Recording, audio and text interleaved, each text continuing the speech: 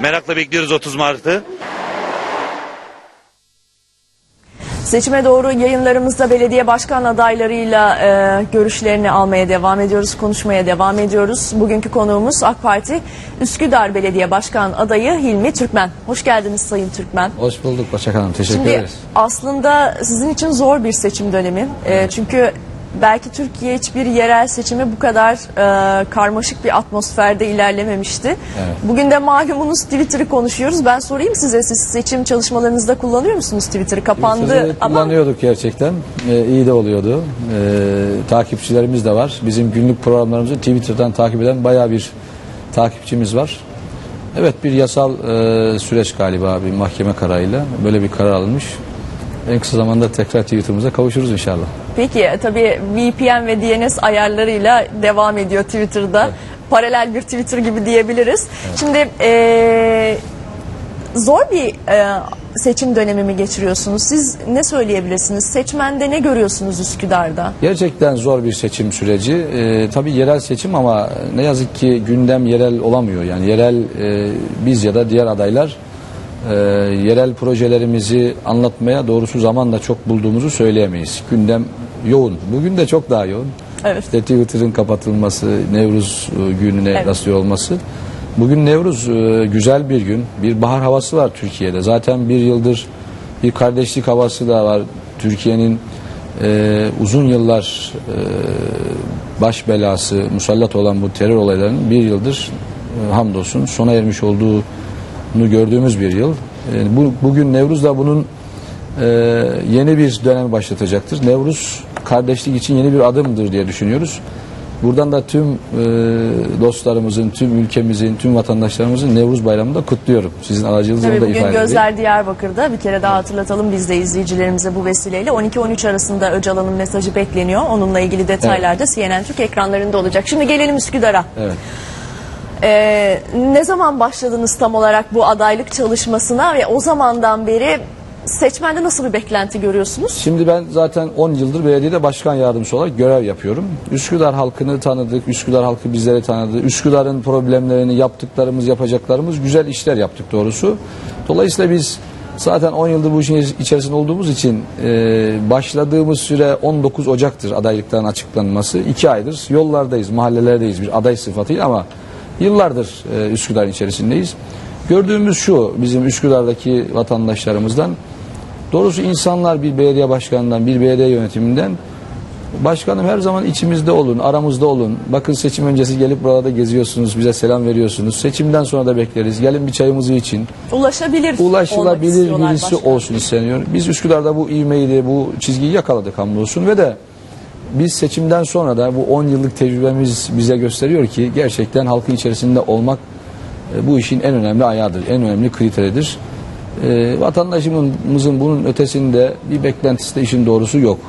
Rahat ulaşabilelim, derdimizi rahatça anlatabilelim, telefonumuza çıksın, yarın belediye gittiğimizde kapımız açık olsun. İnsanlar gerçekten bunu istiyorlar. Artık günümüzde iletişimdir bu işin en önemli ayağı, iletişim. İnsanlar iletişimi kiminle kolay sağlayabiliyorsa, kime derdini anlatabiliyorsa, derdine çözüm bulmak o kadar da çok beklentisi olmayabilir. Ama derdimi anlatayım, beni adam dinlesin. Bütün mesele budur. Peki Üsküdar'ın en büyük sorunu ne? Şimdi siz yeni dönem için ne vaat ediyorsunuz Üsküdar'a?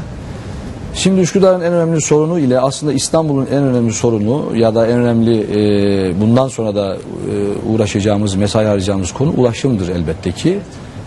Tabii İstanbul'da da ulaşım yüzlerce, binlerce alt geçitler, üst geçitler yapılmasına rağmen işte Marmaray, inşallah Üsküdar, bu Marmaray ile birlikte Üsküdar'ın miladı yeniden başlamıştır. Bizim kabulümüz de odur. Üsküdar, Ümraniye, Çekmeköy metro hattı biliyorsunuz şu anda devam ediyor. 2015'te hizmete girecektir. Onunla birlikte zannediyorum Üsküdar'ın ve Anadolu yakasının ciddi bir trafik yükü azalacaktır. Marmaray'ı Ekim'den beri kullanıyor İstanbullular. Tamam. Üsküdar'da nasıl bir farklılık yaratıyor? Gerçekten biz diyoruz ki Üsküdarlılar Marmaray'ın cefasını çekti, sefasını da sürüyorlar. Gerçekten öyle. Özellikle esnaf dostlarımızın işleri bu anlamda gayet iyi oldu. Dün bile Üsküdar merkezde esnaf ziyareti yapıyoruz. Bir restoranta uğradık. Diyor ki başkanım maşallah işte son 2-3 aydır İşler günde 60 daha iyi. kilo döner takıyordum. Şu anda 120-130 kilo döner takmaya başladım diyor. İşler daha iyi oldu. Gerçekten insan sirkülasyonu arttı. Tabii bu sirkülasyonla birlikte Üsküdar'da yeni ihtiyaçlar da doğdu. Bizim yeni dönemde en önemli projelerimizden birisi de Üsküdar Meydanı'nı büyütmek projemiz var. Bizim şu anda mevcut belediye binamızı inşallah yıkıyoruz. Çavuşdere dediğimiz bir bölge var az daha yukarıda. Oraya taşıyacağız. Şu anda da inşaatını başlattık. Belediyemizin olduğu alanı komple yıktığımızda güzel bir meydan çıkıyor. Altı komple otopark olacak. 1500 araçlık. Meydanı yeniden projelendireceğiz. Gayet tabii. Katlı otoparkımız var. Orayı da kaldırıyoruz. Orası da bir meydan olacak. Dolayısıyla Üsküdar Meydanı şu andaki halinin 3 katı büyüyecektir. 3 katı bir meydan oluşmuş olacak. Ve Üsküdar'a biz inşallah yeni dönemde merkezde 3000 araçlık kapalı otopark. İşte o çok önemli çünkü Marmara'ya binmek isteyenler araçlarını bırakacaklar. Yer konusunda sıkıntı yaşamak istemiyorlar. Gerçi farklı noktalardan metroyla yine Marmara'ya ulaşım olacak ama kesinlikle Üsküdar'da bırakmak isteyenler için zannediyoruz o önemli bir kolaylık. Bakın biz buraya bile Marmara'yla geldik. Hemen Üsküdar'dan atladık Marmara'ya. 10 dakikada 5 dakika işte 10 dakika Kazıçeşme'ye geldik. Oradan da buraya. Çok rahatlık var. Güzel bir şey. Bütün vatandaşlarımıza tavsiye ediyoruz. Marmara'yı mutlaka kullansınlar.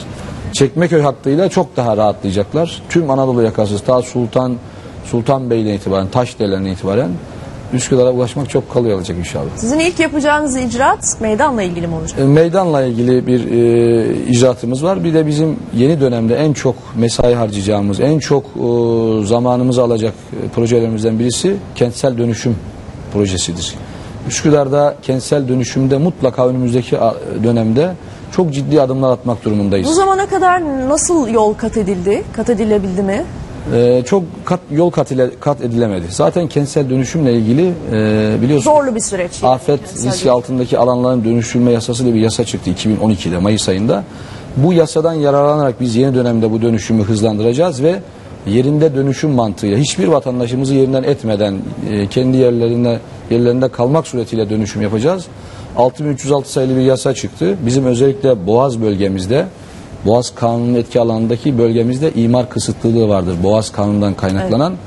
Bunu aşacak bir düzenleme afet yasası idi. Bu afet yasası ile ilgili Cumhuriyet Halk Partisi iptal davası açtı Anayasa Mahkemesi'ne. Bu yasanın bazı hükümlerinin iptal ile ilgili. Bu iptal yasasına davası dilekçesinde Üsküdar adayı var CHP'nin İhsan Özkes. O da milletvekili biliyorsunuz. Onun da imzası var. Dava açtılar. Ne yazık ki Anayasa Mahkemesi iptal etti bu kanunu. İnşallah biz hemen seçimlerden sonra Sayın Başbakanımıza da arz ettik konuyu. Derhal düzenlemeyi tekrar yapıp biz bu kentsel dönüşüm konusunda yerinde dönüşüm mantığıyla yolumuza devam edeceğiz. Üsküdarlı hemşehrilerimiz hiç tedirgin olmasınlar. Cumhuriyet Halk Partisi ne kadar bu işi iptal ettirmek istese de biz hükümet olarak, bakanlık olarak, büyükşehir olarak, Üsküdar olarak bunda kararlıyız. Yolumuza devam edeceğiz inşallah. Peki Üsküdarlılara bir vaadiniz de bu. Başka proje olarak bize aktarabilecekleriniz var mı? Biz yeni dönemde Başak Hanım özellikle Üsküdar Belediyesi bugüne kadar sosyal belediyecilikte marka olmuş bir belediyedir. Gerçekten öyledir. Biz yeni dönemde de bu sosyal belediyecilik anlayışımızı, marka değerimizi artıracak yeni hamleler yapacağız. Gençlik merkezlerimizin sayısını artırarak gençlerimizle daha yakın işbirliği, daha yakın arkadaşlık kurma adına bir takım çalışmalarımız var. Her mahallemizde spor alanları, gençlerin devam edeceği kültür sanat merkezleri, artı yaşlılarımızın ve engellilerimizin ihtiyaçlarına cevap verebilecek güzel bir rehabilitasyon ve yaşlı bakım evi projemiz var ki seçimden hemen sonra Üsküdar Libadiye kavşakta güzel bir arsamız var belediyemizin. Orada ilk kazma vuracağımız projemizde bu yaşlılarla ilgili proje olacak. Projelerden en çok hangisi seçmenden ilgi görüyor? Bu yaşlılar ve engellilerle ilgili yapacağımız yaşam merkezi, rehabilitasyon merkezi çok anlamlı bulunuyor. Türkiye'de vatandaşımızın %7'si 8'i ne yazık ki engelli. Bizim Üsküdar'daki ortalamamız da buna yakın. Bizim millet olarak engelli kardeşlerimize, yaşlılarımıza karşı bu bizim hem geleneklerimizde var hem de yasal görevimiz sahip çıkmak. Bir rehabilitasyon merkezi yapacaksınız. Bir de bu yollar, sokaklar, orada rampalarla ilgili kesinlikle, düzenleme vesaire onun sözünü alalım sizden bari. Kesinlikle biz bunu her gittiğimiz yerde zaten anlatıyoruz. Bizim de bir karakterimiz var. Üsküdarlar bizi öyle tanıyorlar. Yapamayacağımız işin sözünü vermeyiz. Biz neyi bugün söz veriyorsak 10 yıldır ki belediyedeyiz. Belediyenin yaptığı işlerinden sorumluyum sonuçta başkan yardımcısı olarak. Ne söz verdik onu yerine getiririz. Hatta biz bundan önceki rahmetli Mehmet Çakır başkanımızla başladık. Bu dönem Mustafa Kara başkanımızla devam ettik.